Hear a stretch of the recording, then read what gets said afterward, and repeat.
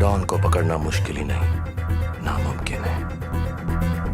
Shahrukh Khan Bollywood cinema জগতের king বলা হয় তাকে। তিনি অনেক সুপারহিট সিনেমা উপহার দিয়েছেন, হয়তো সামনে আরো দেবেন, কিন্তু নানা কারণে পুরো ক্যারিয়ারে অনেক ছবির প্রস্তাব ফিরিয়ে দিয়েছেন এই তারকা, যেগুলোর মধ্যে অনেক ছবি পরে সুপারহিট হয়েছে। আজকে জানাবো শাহরুখ খানের ফিরিয়ে দেওয়া এমন 10টি সিনেমার কথা যা পরে হয়েছে ব্লকবাস্টার এবং জিতে নিয়েছে অনেক পুরস্কার। মুন্না ভাই এমবিবিএস। রাজকুমার হিরানির সিনেমাটি মুক্তির পর বক্স অফিসে ঝড় তোলে। কমেডির মোড়কে সামাজিক বার্তা দেওয়া সিনেমাটি দর্শক সমালোচক সবাই গ্রহণ করেন, কিন্তু সিনেমায় মুন্না ভাইয়ের চরিত্রে শুরুতে প্রস্তাব গিয়েছিল শাহরুখের কাছে, কিন্তু ওই সময় তার একটি অস্ত্রোপচার হয়, তাই সিনেমাটি করতে পারেননি তিনি। পরে এই সিনেমাটি করেন সঞ্জয় দত্ত, যা তার ক্যারিয়ারের সেরা টার্নিং পয়েন্ট ছিল।